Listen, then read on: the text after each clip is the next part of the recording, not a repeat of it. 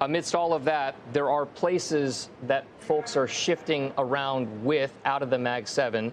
One of the places they are finding some kind of refuge, if you will, in this recent sell-off has been in certain defensive places in the market, less economically sensitive. I want to bring up Trivariate's Adam Parker, who is talking a little bit about one of those forgotten sectors or underperforming ones in the last couple of years, and that's been healthcare, saying that for now we would recommend focusing on lower beta stocks using revenue acceleration and relative earnings estimates achievability as key signals for portfolio construction.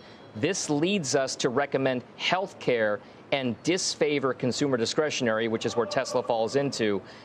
By the way, given all the volatility, guys, healthcare is now the best performing sector on a year-to-date basis in the S&P 500. Joe, I'm going to go to you for this one here. Is healthcare an attractive place right now? And can you expect some kind of a mean reversion trade after a good period of underperformance in the sector?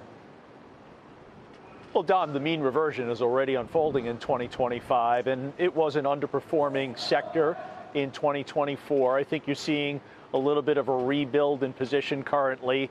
Personally, I bought Amgen several weeks ago. The quality momentum strategy in the JOTI ETF is invested in a lot of the medical device names, which are performing relatively well. So there's some opportunity here for sure. It's good to see that capital is moving away from technology and consumer services names and not directly into cash. It's trying to find other diversification opportunities within the market. Healthcare is certainly one of them, and I don't think that type of flow activity discontinues as long as we've got this continued uncertainty in the macro environment. And Jim, what about you? This is something where you're in a lot of these healthcare-related names, pharma-related names. Is this a place that you do find attractive right now, given all of those catalysts that we see around the market? Yes, very much so. And to be clear, Joe's absolutely right. The mean reversion has been happening. This trade is far more than mean reversion. By the way, when we say that, what we're talking about is we had a disastrous 2024, frankly, longer than that for healthcare stocks.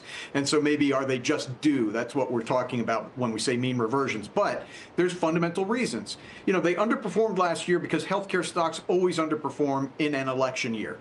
The vitriol and the politics that go on make it very hard for them to rally. And then when the election's over, we see that the worst fears are really never brought to bear. So what you're seeing now is, particularly on the pharmaceutical side, very attractive multiples, good dividend yields, and obviously aging demographics across the world, which support further top-line growth. I think the most interesting name for me, though, besides the three pharmas and pharmas that I own, is United Healthcare.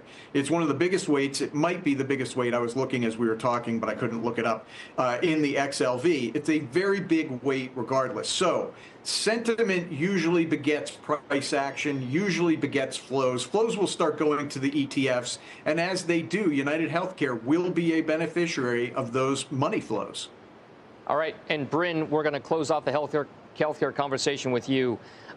Is it attractive for you? Are you getting more involved in certain names, or are you kind of staying a little bit more neutral on the sector so far?